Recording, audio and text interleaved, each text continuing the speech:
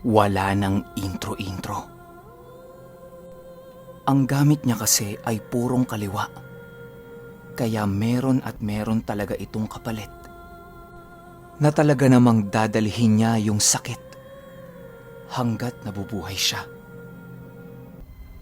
Paglingon ni Aling Daleng sa bintana, nakadungaw doon habang nakangiti yung iniingatan niyang demonyo. Sumenyas ito kay Aling Daleng na lumingon sa kabila pang bintana. Paglipat ni Aling Daleng ng tingin niya, nakita niya ang buong-buong figura ni Ricky. Sa gulat ni Aling Daleng, napasigaw siya at sinabi niya yon sa mga kasama niya, pero paglingon nilang lahat, wala si Ricky. Niyakap na lang siya nung isang kasama nilang babae at pinakalma. Baka kasi nabigla lang siya sa mga nangyayari eh. Pero klarong-klaro kay Aling Daleng na si Ricky talaga yung nakita niya. Matapos asikasuhin ng amo nila ang lahat ng kailangan sa ospital, nagsiuwian na sila. Ang sabi pa nito sa kanila, wala muna silang magiging tinda ng araw na yon. Pahinga na muna. At baka 1 linggo din muna silang magsara. Ayon kasi sa mga Chinese, malas ang ganon sa negosyo. Mainam na paalisin muna nila yung negatibong enerhiyang bumabalot sa bahay na yon. At saka, ang gusto ng amo nila, doon ganapin ang lamay sa pwesto ng negosyo niya. Siya na rin ang bahala sa lahat ng magiging gastos hanggang sa ilibing si Buntis at yung anak niya. Tulong na rin para sa naiwang pamilya ni Buntis. Matapos ang diskusyon nila, umuwi na sila. Napakatahimik nun sa bahay nila. Ni mag-usap hindi nila ginagawa. Nang magpaalam itong kasama ni Aling Daleng sa kwarto na uuwi na muna siya sa mga kamag-anak niya. Malapit lang naman yon. Babalik na lang siya sa gabi. Umakyat si Aling Daleng sa kwarto nila. Humiga siya sa kama ni Buntis. At nagsimula na naman siyang umiyak at humingi ng tawad dito. Matapos maghinagpis ni Aling Daleng, agad-agad siyang gumawa ng ritual sa kwarto nila at pilit niyang tinatawag ang kaluluwa ni Buntis. Pero kahit anong gawin niya, walang sumasagot sa kanya. Dahil sa sobrang sakit ng nararamdaman niya, napagpasyahan niya na gumawa na ng huling dasal upang pakawalan ang lahat ng mga gamit niya. Kahit alam niyang malabong mangyari yun, wala namang masama kung susubukan niya. Inilatag niya yung itim na kumot na pinagtataguan niya ng mga gamit niya. Tapos inisa-isa niya itong isinalansan sa loob nun. Habang sinasalansan niya, nag-uusal na siya ng huling paalam niya sa bawat gamit niya. Nakakaramdam si Aling Daleng sa katawan niya na kakaibang daloy ng kuryente. Tapos kahit tanghaling tapat, sobrang lamig ng nararamdaman niya sa kwarto nila. At para bang ang lungkot-lungkot. Matapos niyang mamaalam sa mga gamit niya, ibinalot na niya ito sa itim na kumot at nilagyan niya na ito ng selyo. Mula nung araw na yon, namuhay si Aling Daleng ng normal. Hindi na siya nagdadasal araw-araw at hindi na din niya sinasamba yung kilala niyang Diyos na nagbibigay sa kanya ng hiram na kapangyarihan, pero purong kasamaan. Ikalawang araw ng lamay ni Buntis at ng kanyang anak. Konti lang yung tao nun. Sila-sila lang na nakatira sa tindahan, tapos iilang kamag-anak ni Buntis. Nung sumapit ang hapon, nandoon na rin yung amo nila kasama ng mga alalay nito. Tamang kwentuhan lang sila nun tungkol sa mga alaala ni Buntis. Nang bigla na lang, kusang lumabas sa bibig ni Aling Daling yung tungkol kay Ricky. Lahat sila napatigil sa pagsasalita at tumitig kay Aling Daling. Kasi ilang buwan nang wala si Ricky, di ba? Kinalimutan na nga nila yon kasi nga nabaliw na lang bigla eh. Ang banat ni Aling Daling sa kanila, "Kumusta na kaya si Ricky? Magaling na kaya siya?" Sabay tanong sa amo nila ng, "Ma'am, saan po ba sa Mandaluyong si Ricky? Pwede po kaya natin siyang dalawin?" Biglang napaisip yung amo niya sa mga tanong niya. Tapos yung mukha nun para bang, "Oo nga no, bakit hindi ko naisip yun?" Ayan na. Dito na nagsimula yung topic nila tungkol kay Ricky. Nagplano na rin sila na matapos ang lamay ni Buntis, bago sila ulit magbukas ng tindahan, bibisitahin muna nila si Ricky para kumustahin ito. Nung narinig ni Aling Daling yan, nagkaroon siya ng pag-asa sa puso niya na kahit papaano, meron namang positibong nangyari sa lahat ng ginawa niya. Hiling niya, kahit yun lang sana. Kahit si Ricky man lang, natulungan niya at naibalik niya sa pagiging normal nito. Kasi kung hindi, talagang balewala lahat ng naging sakripisyo niya. Habang naghihintay si Aling Daling sa pagsapit ng araw ng pagbisita nila kay Ricky, maniwala kayo o hindi, lahat ng medalyon ni Ricky na nasa kanya, araw-araw niyang ipinapasok sa simbahan. Kahit saglit lang, basta ang importante, maisawsaw niya yon sa holy water ng simbahan. Talagang pilit niyang isinisingit yon sa araw niya.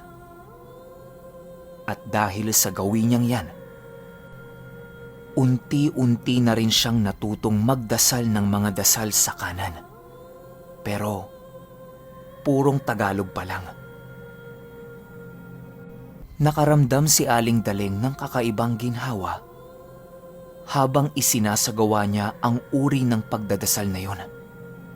Pakiramdam niya, merong yumayakap sa kanya, sobrang payapa at napakaaliwalas. Kaya ang nangyari, tuwing pupunta siya sa simbahan dala ang mga medalyon ni Ricky, nagdadasal muna siya saglit at sa kanya isinasawsaw yung mga medalyon sa holy water. Hanggang sa dumating na yung araw na bibisitahin na nila si Ricky. Gamit ang sasakyan ng amo nila, sama-sama silang pumunta nun sa Mandaluyong para tingnan ang kalagayan ni Ricky. Pagdating nila sa mental kung nasaan ito, hinanap nila kaagad. At nung makita sila ni Ricky, maniwala kayo o hindi, humagulgul ito sa iyak dahil sa sobrang tuwa. Panay pa ang sabi niya na, "Salamat sa pagdalaw nyo. Ilabas nyo na ako rito. Maayos na ako. Normal na ako ulit.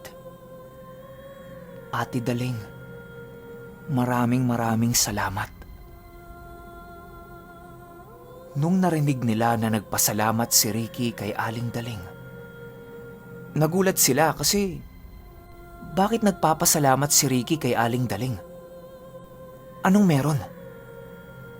Nang bumuelta si Aling Daling kay Ricky nang, "Walang anuman, Ricky. Andi dito sila oh. Pasalamatan mo kaming lahat." May kakaibang pagdilat na ginagawa si Aling Daling kay Ricky. Yun bang parang senyas? Agad namang nakuha ni Ricky yung pinaparating ni Aling Daling. Kaya ayun, nagpasalamat siya sa lahat. Habang kausap nila si Ricky, talagang ramdam na ramdam nila na normal na ito. Yun bang wala na siyang sakit sa utak? Talagang magaling na. Pero hindi basta-basta yung proseso ng pagpapalabas sa mental. Marami ka pang dapat pagdaanan para makalabas ka rito. At saka, meron silang iniinom na gamot. Yun bang maintenance? Para yung takbo ng utak nila maging normal.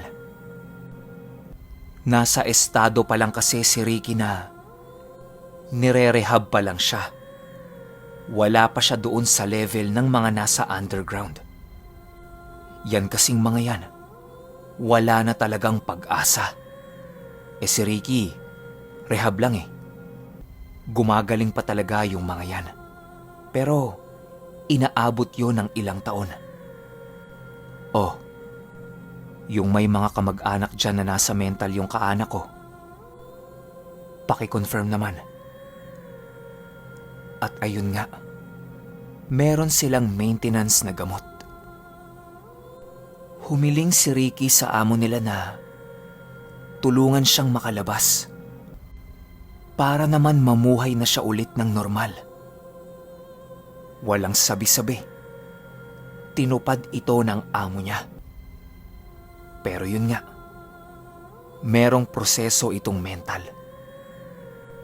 Binigyan pa ng 1 taon itong si Ricky na manatili sa loob. Kapag naging normal na talaga siya sa loob ng 1 taon at hindi na siya dumedepende sa gamot, doon pa lang siya palalabasin sa mental. Nung narinig ni Ricky yan, nabuhayan siya ng loob. At wala na siyang ibang gagawin pa kundi ang maghintay. Matapos ang usapan nilang yon, nangako itong mga kaibigan niya na paminsan-minsan ay bibisitahin siya ng mga yun doon para naman hindi siya mainip. Makalipas ang ilang oras, nung aalis na sila, pinauna muna ni Aling Daling yung mga kasama niya. Ang sabi niya, mag-CCR lang siya. Nung silang dalawa na lang ni Ricky ang naiwan, ang sabi ni Aling Daling kay Ricky, bukas na bukas, babalik ako kaagad. Marami tayong dapat pag-usapan at marami kang dapat sabihin sa akin. Sagot sa kanya ni Ricky, marami talaga ate. Marami rin akong sasabihin sa'yo. At saka, mas marami akong nalaman tungkol sa pagkatao mo. Maraming salamat ate. Kahit wag mo na akong balikan bukas, hintayin mo na lang akong makalabas. Matapos yan, iniabot ni Aling Daling yung tela na pinagbabalutan niya ng mga medalyon ni Ricky. Bigla na lang, napaluha itong si Ricky at niyakap niya si Aling Daling. Matapos yan, umalis na si Aling Daling at umuwi na sila ng mga kasama niya. Nung nasa bahay na sila, Tuwang-tuwa silang lahat sa sitwasyon ni Ricky. Kasi merong pag-asa eh. Maghihintay na lang silang lahat kung kailan siya pwede nang ilabas. Pero ang pinakamasaya sa kanilang lahat, si Aling Daling.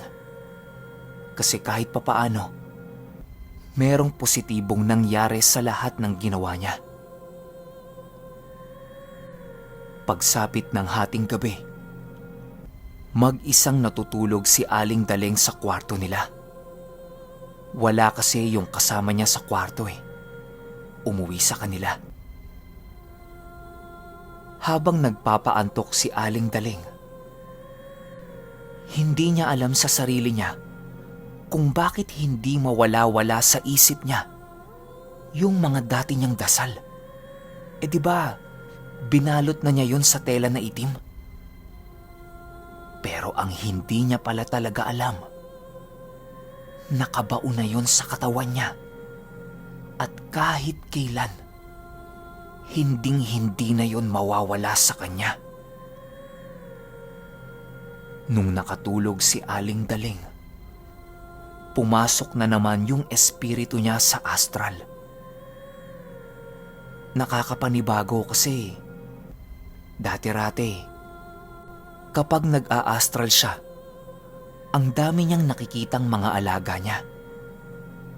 Pero sa pagkakataong ito, tanging isang malaking anino na lang ang nakikita niya.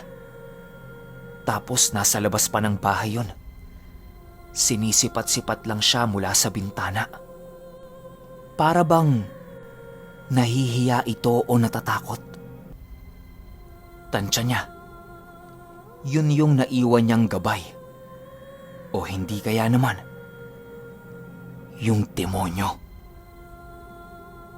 Sinisilip niya pero nagtatago talaga eh. Kaya hinayaan na lang niya. Mabuti na rin yun para kahit papaano merong nagbabantay sa kanya. Kaso lang, hindi alam ni Aling Daling na yon ang magiging mitya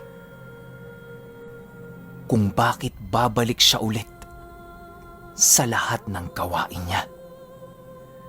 Pero sa Aling Daling 3 na yon, dito muna tayo sa 2. Naisip ni Aling Daling nung mga oras na yon, bakit hindi niya puntahan si Ricky para tingnan ang kalagayan nito kapag hating gabi?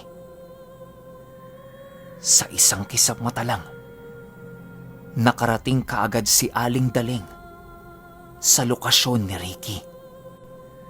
Madali niyang nakita kung nasaan ito, gawa ng merong namumukod tanging kwarto doon na mainit ang aura. Pagdungaw ni Aling Daling sa kwarto na yon, halos mabura ang mata niya dahil sa sobrang liwanag. Hindi niya ito kayang tingnan. Kasabay pa ng liwanag na yon, merong alingasaw yung kwarto na napakatinding init. Pakiramdam niya, nalulusaw siya. Maliban pa ron, agad-agad na bumalik siya sa katawan niya na para siyang tumilapon. Kumalas siya sa astral niya at nagising. Uhaw na uhaw at pawis na pawis si Aling Daling nun. Grabeng takot din ang nararamdaman niya sa presensya ng kwarto. Pero kahit ganun ang mga naramdaman niya, natuwa pa rin siya dahil nasa mabuting kamay na si Ricky. Lumipas ang ilang mga buwan. Tuluyan ng kinalimutan ni Aling Daling ang lahat ng mga gamit niya.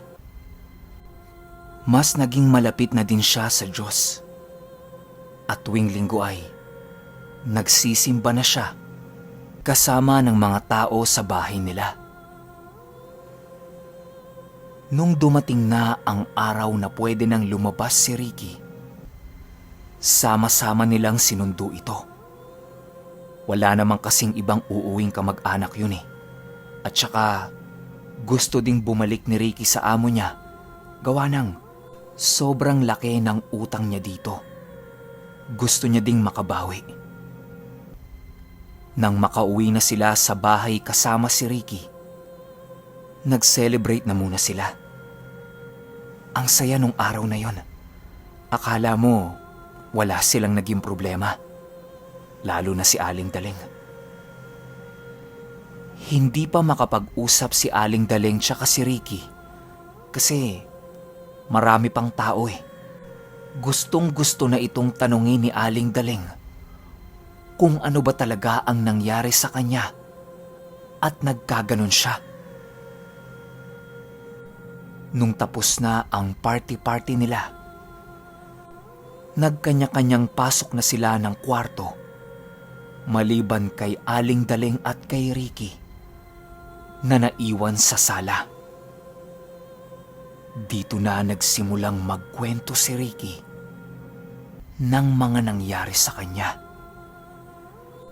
Pero bago siya magkwento kay Aling Daleng, sinabi na muna niya na baka hindi niya maikwento yun ng isang gabi.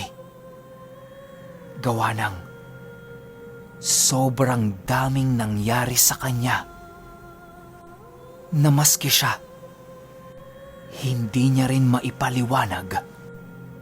Gawa ng merong mga kakaibang espiritu ang tumulong sa kanya nung mga panahong kailangan niya ng tulong.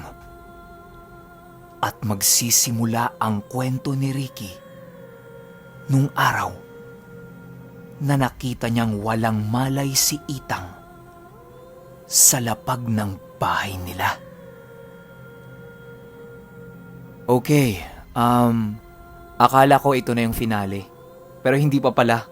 May deeper meaning pa pala yung mga nangyari kay Ricky na kailangan nating talakayin sa isa pang episode. Pero baka yun na yung finale kasi magkukwento na lang si Ricky doon tapos may mga desisyon silang gagawin ni Aling Daleng. So, pahintay na lang. Yun lang. Salamat.